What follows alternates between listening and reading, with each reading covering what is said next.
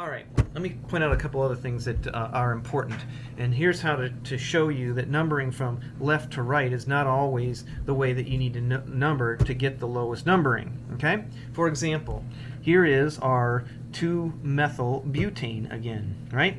But what happens if you see this molecule? Realize if I start to number this, 1, 2, 3, 4, longest linear chain butane, a methyl group attached. Now, 1, 2, 3 versus 1, 2. Look, it's still a 2-methyl butane.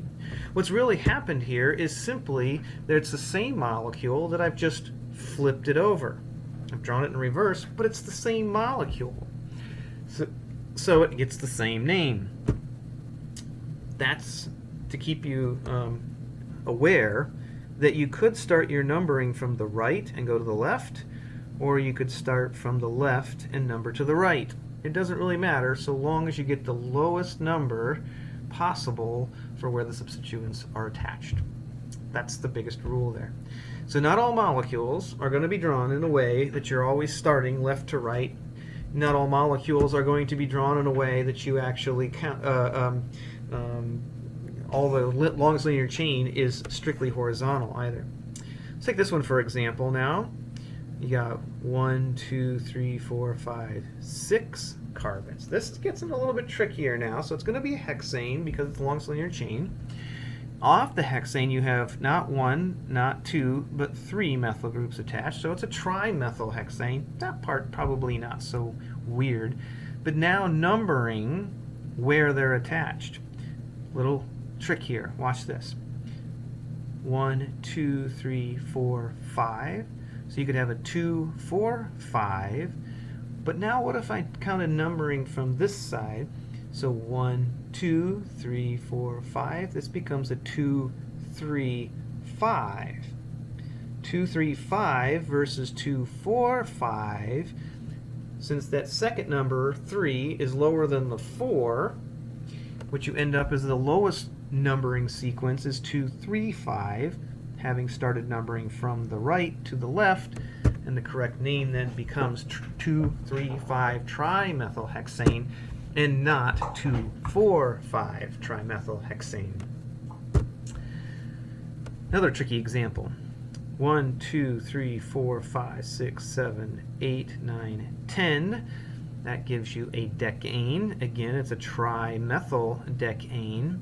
But now you want to know, do I number it as 1, 2, 3, 4, 5, 6, 7, 8?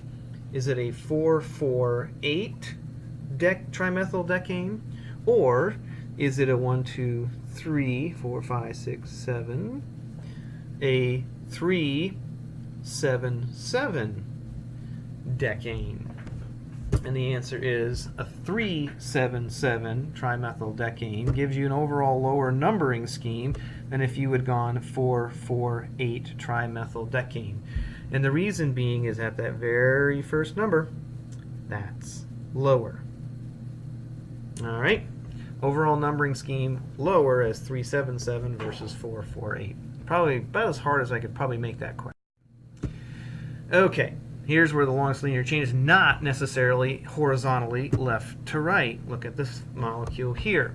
You might be tempted to say the longest linear chain is 1, 2, 3, 4, 5 pentane, but in fact, if I start numbering from up here, I can get 1, 2, 3, 4, 5, 6 hexane. 6 is bigger than 5, so the longest linear chain here is actually hexane, and it must be named that this is my longest linear chain going along this way. That means I'm having a methyl substituent on the hexane versus having an ethyl substituent on the pentane. It's at carbon number 3 starting from here, so it becomes a 3-methyl hexane. The thing to note here is that single bonds can rotate. In other words, I can kind of rotate the groups around that single bond. It's hard to demonstrate without a model set. So in class, we can use a model set and we can demonstrate the rotation around a single bond. You'll note here later that that's not always true for every type of bond. But single bonds can rotate, and that's really essentially what you're observing here. You might have drawn this out horizontally left to right, but the way it's drawn, it's not. Here's another good example. You might be tempted to go 1, 2, 3, 4, 5, 6. Or maybe you'd be tempted to go 1, 2, 3, 4, 5, 6, 7. So you say, 7's bigger than 6, I'll take that one. But you'd probably still be wrong, because you should go 1, 2, 3, 4, 5, 6, 7, 8. It's actually an octane, because going around this way gives me 8 carbons. That now becomes my longest linear chain. And off of that longest linear chain, now I have an ethyl substituent, 2 carbons. And it's at the 1, 2, 3, 4 versus the 1, 2, 3, 4, 5. It's at the 4 carbon. 4-ethyl octane rather than a 3-butyl hexane or a 3-propyl heptane. It's not a 3-propyl heptane either. Okay, when you're naming, we still need to put all the substituents in alphabetical order. I'll use this as an example. Getting used to this longest linear chain, 1, 2, 3, 4, 5, 6, 7, 8, octane, a methyl, and an ethyl substituent. Notice that. Lowest numbering, 2, 5, so a 2-methyl, 5-ethyl octane. However, you're not going to put it in that order. You're going to put 5-ethyl, 2-methyl octane, because the ethyl starts with E, and that comes before the M of methyl. They get written out in alphabetical order, which is irregardless of what number is in front of them. We don't order them based on which one comes first by number. We order them by which one comes first alphabetically. So it's 5-ethyl, 2-methyl octane, and not 2-methyl, 5-ethyl octane. Here's another fun example. Okay, longest linear chain, 1, 2, 3, 4, 5, 6, 7, 8. It's an octane with an ethyl, a methyl, and a propyl group attached.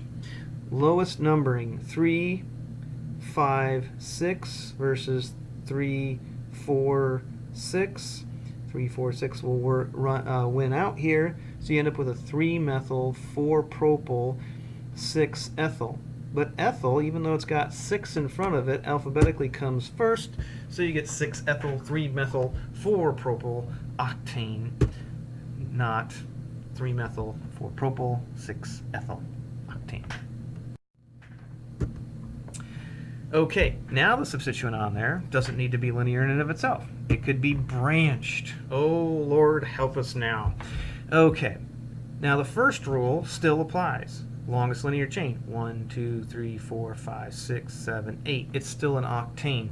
But now what's this funky little fella out here? What are we going to call that? All right, so let's do the first part easy enough. There is my longest linear chain, and it's named octane. Now, how do I go about naming this? You still want to look at how many carbons are in the side chain, but notice we're going to do the same thing we would have done before with naming a branched alkane, now with a branched substituent.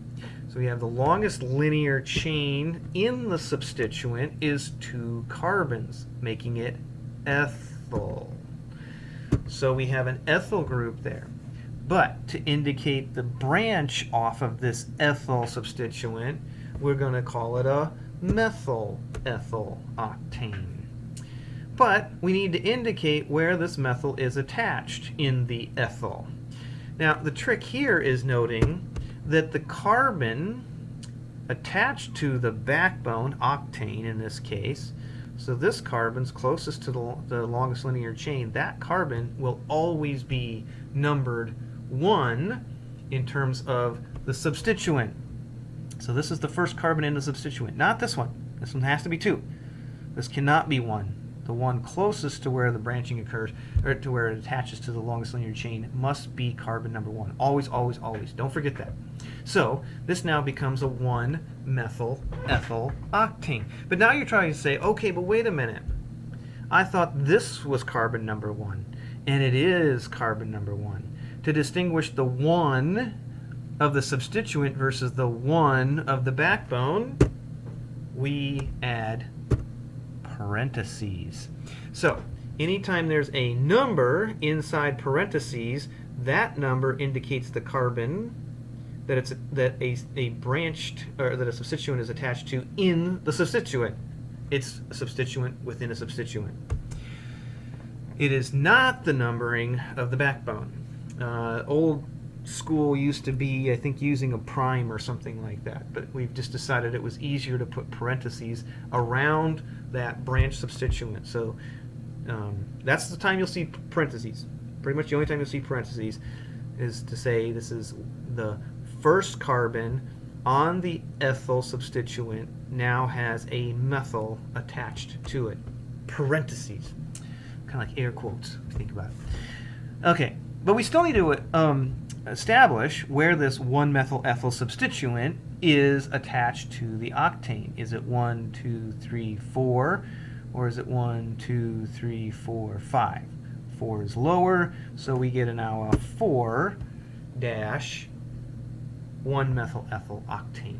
Notice that the 4- is outside the parentheses with the 1-methyl-ethyl. That is to indicate that this 4 has nothing to do with any of these carbons in here. It's the numbering on the octane. This to this and that to that, if that makes sense to you. Now, there's an old way of naming this, and rather than calling it a 1-methyl-ethyl group, in the old days they used to just call it an isopropyl group. So now you're not using this other numbering. There's no 1. It's just that when you see this sort of a group, you recognize that's isopropyl, and you call it isopropyl. And that isopropyl is attached at, again, still carbon number 4, so 4-isopropyl octane. Note that this isopropyl replaces the 1-methyl-ethyl. Now, learning all of these old nomenclature is actually more difficult than figuring this part out. This now has a logic to it so that no matter what is what the branch substituent looks like, I can come up with a reasonable name for it and understand what it is. Learning all the different varieties of these names just adds more memorization that just isn't worth it. But I'll show those as they come along. All right, here's another look. 1, 2, 3, 4, 5, 6, 7, 8, 9, 10, a decane with this substituent. Now, longest linear chain within that substituent, 1, 2, 3, it's a propyl. And off of the propyl, I have a methyl substituent. Again, the numbering must start here. So this is 1, and this is 2, and that's 3. So the methyl is attached at carbon number 2 in the propyl side chain. So you get a 2-methyl propyl in parentheses attached to carbon number 1, 2, 3, 4, 5 versus 1, 2, 3, 4, 5, 6, 5 being lower. So 5- parenthesis 2-methyl propyl parentheses decane. Now, it could be that you call the 2-methyl propyl isobutyl. You can already see here isopropyl, isobutyl. There's also neopentyl, I think, and sec-butyl and tert-butyl, neopentyl. Probably already said that one. There's a whole bunch of them, and they get really, really hard to identify and memorize all of those. So I think this nomenclature is much easier to follow than the old school way. Here's some more examples. All right. Here we see 1, 2, 3, 4, 5, 6, 7, 8. Octane with an ethyl with 2 methyls, so now it's a 1,1-dimethyl-ethyl substituent on my octane at carbon number 4. That's alternatively referred to as the tert-butyl. Now, tert-butyl and isopropyl you will see used quite a bit, very less likely isobutyl, and this one, which is I think neopentyl. So this now became a 5. Now notice here, this is again a propyl, but they're both 2,2, so you get a 2,2-dimethyl-propyl decane, or a 5-neopentyl decane. Here's an example of the sec substituting. It's again a decane. And here again we have 1, 2, 3 carbons in a row, so it's a propyl. But now rather than being 2-methyl like we had with the isobutyl, now it's at the 1-methyl. It's a 1-methyl propyl, making it now the sec-butyl. It's a 1-methyl propyl decane or a 5-sec-butyl decane. Okay, my alkane doesn't have to be linear. It could be cyclized. It can come all the way around in a big circle. Note here, there's how many carbons? 1, 2, 3, 4, 5, 6. There's no terminus, so there's no CH3s attached. There's only bens in that carbon and implied hydrogens. Nice and simple. So, 6 carbons, guess what? Hexane. But since it's cyclic, and that's different than linear, now we put out in front of it the prefix cyclo, making it a cyclohexane. You could probably guess I could have a substituent off of my cyclohexane. In this case, 1 carbon, therefore it's a methyl cyclohexane. Now note, we didn't put a number here for where it's attached in the ring because it's kind of ambiguous where you start and where you end. And frankly, with 1 substituent, it doesn't really make much difference. So let's look at 2 substituents. Okay, so now we have a dimethyl cyclohexane.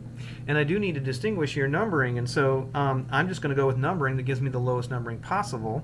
So it's 1, 2, not 2, 3, or 3, 4, or 4, 5, or anything along those lines. So it's a 1, 2 to give me the lowest numbering possible. I'm going to start here and go clockwise. I'm not going to start here and go counterclockwise because that would give me 1, 6, and that's even higher than 1, 2. So 1, 2 dimethyl cyclohexane. That is to distinguish it from a 1, 3 or a 1, 4 dimethyl cyclohexane. Well, not all cyclic molecules contain 6 carbons. What about when there's 5 carbons in the ring? Now I have a cyclopentane, 2 groups attached, dimethyl. No, they're at the same carbon. So it's now a 1, 1 dimethyl cyclopentane. I do need to use numbers here, even though they're at the same carbon, because I need to distinguish my 1, 1 dimethyl cyclopentane from my 1, 2 dimethyl cyclopentane, or my 1, 3 cyclopentane. 3 carbons in a ring. In the ring are 3 carbons, therefore it becomes propane, cyclopropane with an ethyl substituent. So I came up with an ethyl cyclopropane. Don't really need to put the 1 there, but I did anyways. Oh, I could have a branched substituent on my cyclic alkane. Now you'll remember the rules here are just the same. That's 1, 2 ethyl with a methyl attached to the 1 carbon. It's where it attaches to the ring. So it's a 1 methyl ethyl substituent on the cyclohexane. Again, the 1 methyl ethyl will be in parentheses. So a 1-1 methyl ethyl cyclohexane. You could also use the old nomenclature of isopropyl cyclohexane. Ooh, now we get 1, 2 ethyl, 2 methyl groups, so it's a dimethyl ethyl, both at the 1 carbon. So it's a 1, 1 dimethyl ethyl cyclohexane, or also referred to as tert-butyl cyclohexane. Ooh, let's mix and match. Now I've got a methyl with either a tert-butyl or a 1, 1 dimethyl ethyl substituent. Now, is this 1 or is that 1? Do I go 1 methyl, 3 tert-butyl, or 3, 1, 1 dimethyl ethyl, or do I go with 1, 1, 1 dimethyl ethyl and a 3 methyl? The substituents still need to be ordered alphabetically. You want to get the lowest numbering, 1, 3, no matter which way you do it, but you want to do it such that the 1 is associated with the carbon. It's actually more substituted, and it also came first, so it just kind of makes sense to go with 1, 1, 1 dimethyl ethyl, 3 methyl cyclohexane, or a 1 tert-butyl, 3 methyl cyclohexane.